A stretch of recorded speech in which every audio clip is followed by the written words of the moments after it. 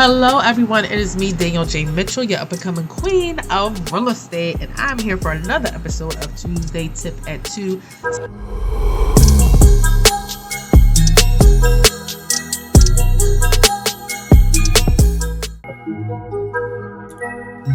Hey everybody. Hello everyone, it is me, Danielle J. Mitchell, queen of real estate, social media extraordinaire, and I'm here to talk about today's and this week's Tuesday Tip at 2. Listen, this is what I need you to know. I'm a PA licensed realtor. I service Philadelphia and the surrounding suburbs, and which include but are not limited to Montgomery County and Delaware County. All right. So if you are local, if you're in the area, you're looking to buy, you're looking to sell, I can help. I just need you to go to book.djmrealtyco.com.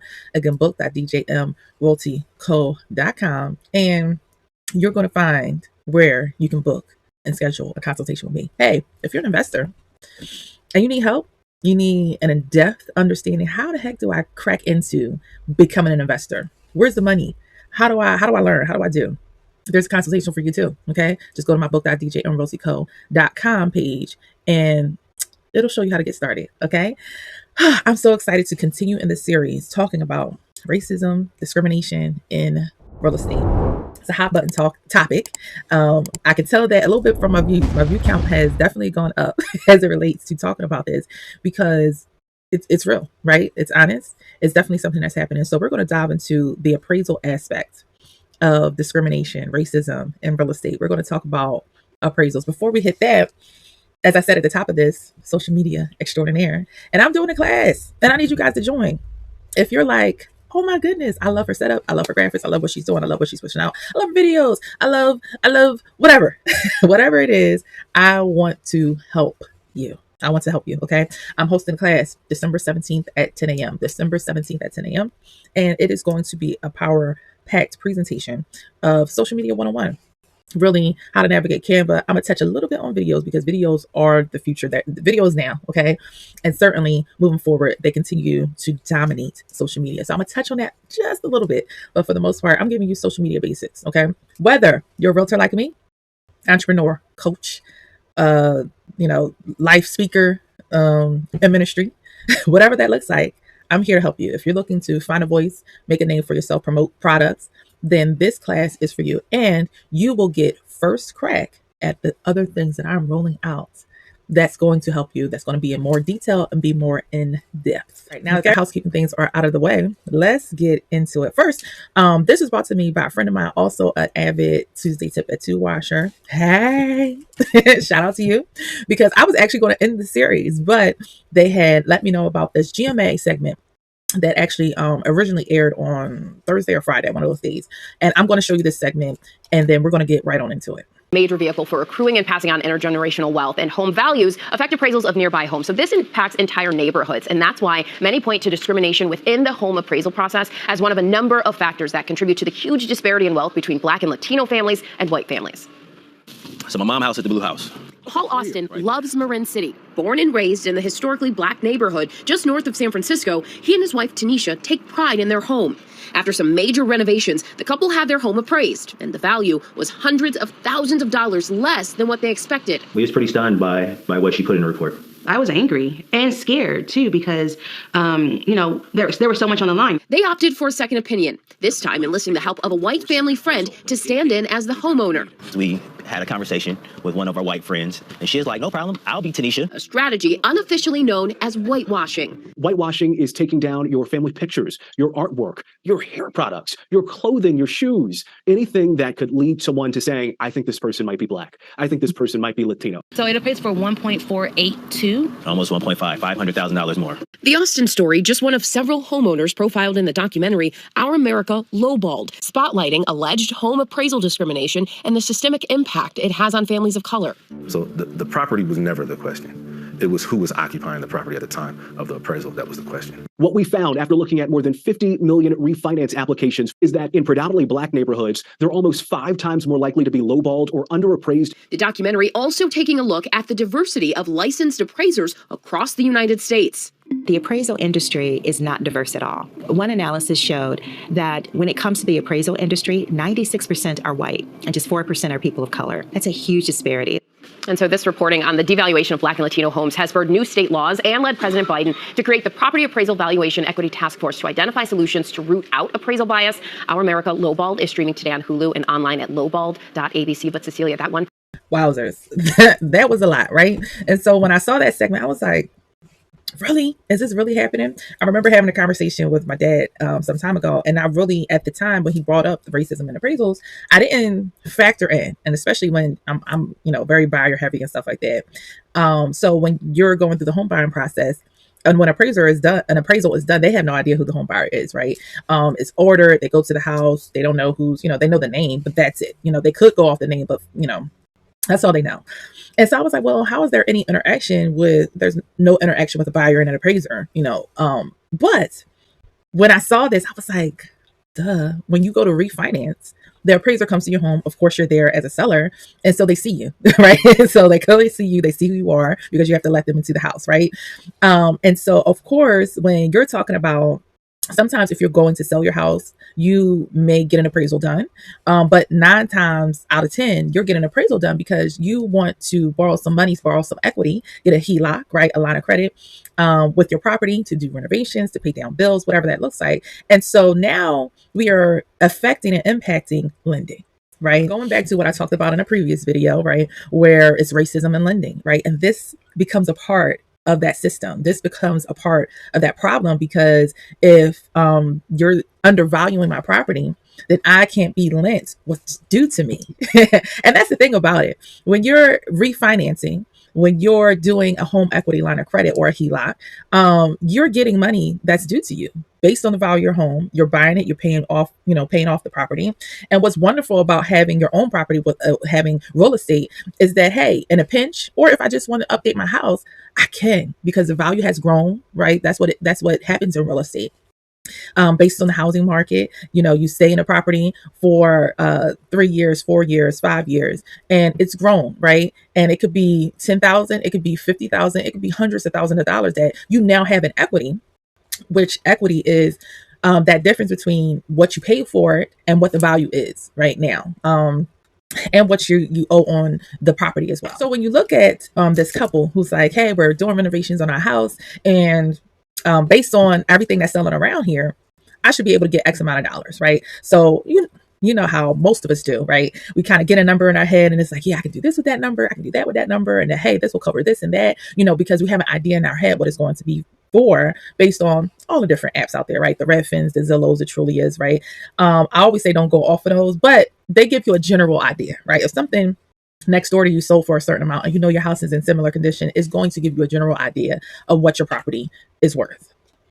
And let me just clarify that appraisers are the detailed version. They do the detailed version of what we as realtors do, right? So as a realtor, I'm going to give you a CMA, which is a comparative market analysis. So I might say to you, if I'm trying to list your house, or if I'm set to list your house, I'll say, hey, I'll give you a free CMA, right? Comparative market analysis, right? And what that literally means is that I'm going based off of the area, based off of your home, based off of the conditions. So that's square footage, that's based off of what it's looking like. If it's newly renovated, maybe it's older, maybe it hasn't been touched since 1954, right? I'm going off based off that. I'm basing it off. I like to do a quarter mile out. Now, depending on the neighborhood, you may have to go out further, because if you're living in an area where the houses are a quarter mile apart, right, you're going to have to go out maybe a mile or more. So depending on the neighborhood that you're in, this couple, they were based in Cali, which their market is different. Their neighborhood is different. But the realtors there know how to do comps that make sense, right? But you always want to stay as close to that house as possible that you're doing the comp on. You want to pull houses that are similar to the house that you're doing a comp on. And if there's not, you kind of have to do some guesstimations based on updates, additions, things of that nature, right? And so, as realtors, we're trained to give good guesstimations on, hey, this is the range that your house is going to fall into. And depending on the price point of that house, it might fall with, you want to be within a $10,000 to $20,000 range, maybe a $50,000 range, depending on, again, the worth of the house. If it's, $1 million house, you want to be in that hundreds, 100K range, a couple 100K range. So you really want to give a range. Hey, based on what I'm seeing in your neighborhood, this type of house, you're going to fall anywhere between, 315, 325, right? Thousand for your house. If it's at that price point.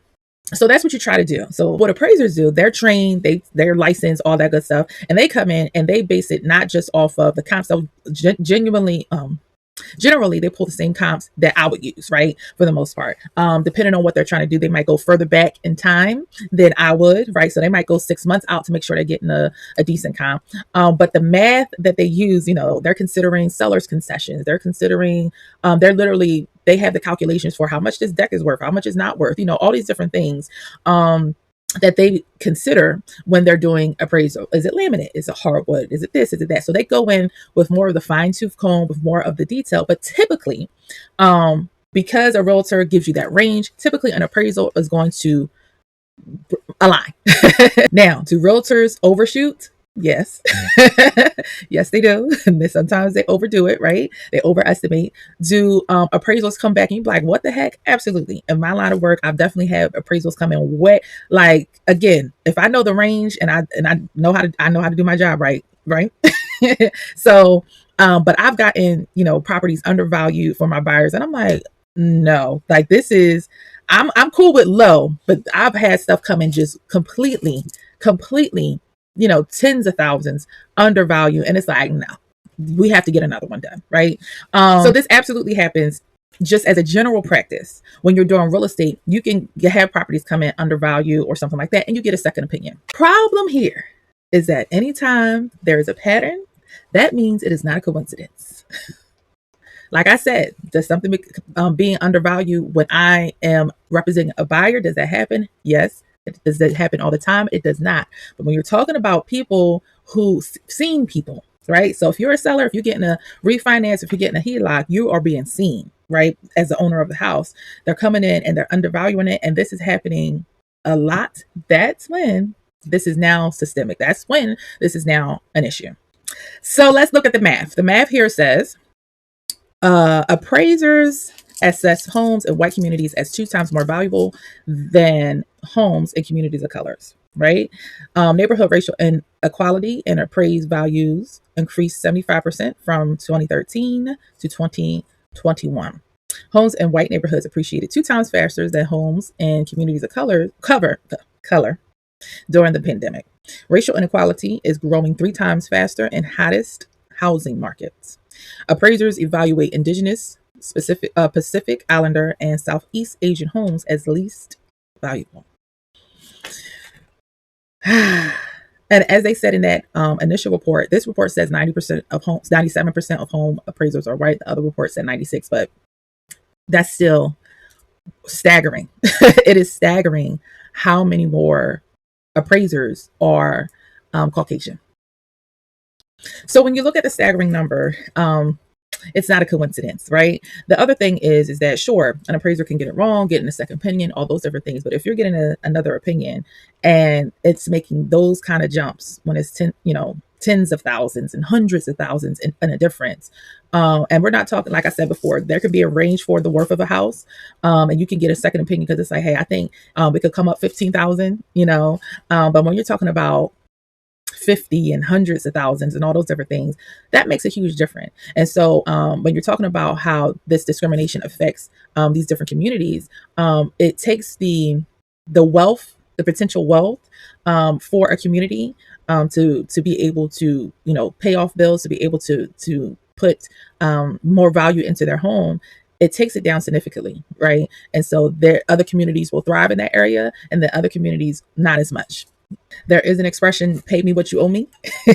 And when something is due to you genuinely, outright, authentically, you should be able to capitalize on what's due you, right? And so that's where these staggering numbers are, problematic. The thing about what happened during the pandemic over the past, in 2020, 2021, where houses shot up, was that, people wanted to take advantage of the low interest rates. People wanted to take advantage of fixing up their house. People wanted to take advantage of potentially selling their house, right? And in every community, housing prices went up. People wanted to move where they could afford. And at the end of the day, people wanted to be able to take out equity on their house to be able to do what they needed to during that time, especially for people who lost their jobs or struggling on hard times. And so when you're denied that based on a neighborhood, based on, and it shouldn't be based on crime. When appraisals are done, when comparative market analysis are done, it's not based on crime. It's not based on demographic. It's literally based on the numbers.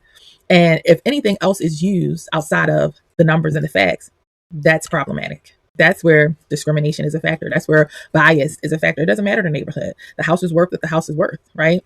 And the market always speaks to what a house is worth. If people are buying it and they're paying that number, then that's what the house is worth, right? The sad part about it is that many people had to use this technique called whitewashing. So they had, the couple that had to use a white friend of theirs and remove, things that could make anybody suspect that they were of color, for them to get hundreds of $1,000, 49% increase in their appraisal. That's huge. So when I say that, yeah, somebody can mess up an appraisal. It could just be that company. It could just be that appraiser. Absolutely. But when you talk about the difference of 49%, that's staggering. That's staggering. So again, when you see patterns, it's not a coincidence. It's not a oops, right? It starts to look as if there are systems working against certain neighborhoods, certain demographics. So if you are looking to get an appraisal done, you're not going through the home buying process, right? You're just trying to get out a line of credit. You're trying to refinance. What could you do to prevent this from happening? Well, one of the things that you can do is you can do your own research on Zillow, on Redfin. They usually give you a snapshot of how much your home could be worth. That's a start. But what I would highly recommend is that you get a realtor to come in and do it. You might want to do it for free, which is, if it's a friend of yours. I had friends of mine who were getting a HELOC for their property, so they can be able to move and then rent out the property that they currently own. And so, yeah, I gave them a price range, and their, lender came in very close to that price range, if not spot on. I think it was, where it was supposed to be. So, you get a realtor to come in, and if they charge you a small fee, shouldn't cost too much. It's not going to be as much as an appraiser, probably half of that.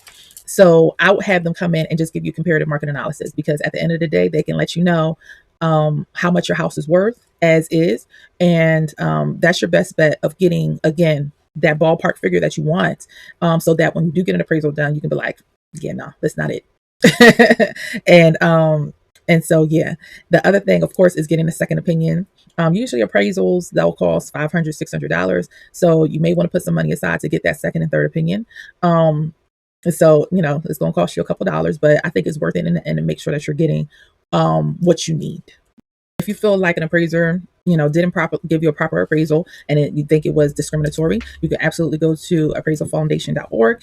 You can also file a complaint with the Department of State in your area. So if you're in Pennsylvania, it would be Pennsylvania Department of State, dos.pa.gov.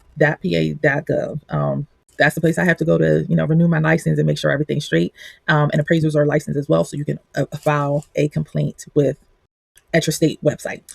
Listen, I hope that helps. I hope that helps. It was a little bit heavy.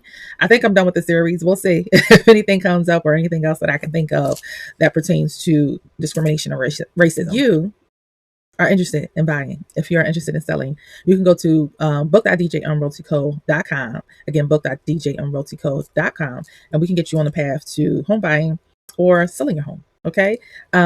Listen, discrimination in real estate is a real thing. Please don't knock it. Please don't discount it, because the facts are the facts. The numbers are the numbers. And it's happening more and more than you think. And so I would just say, protect yourself as much as you can. Hey, if you're looking for a new profession, become an appraiser. Become an appraiser.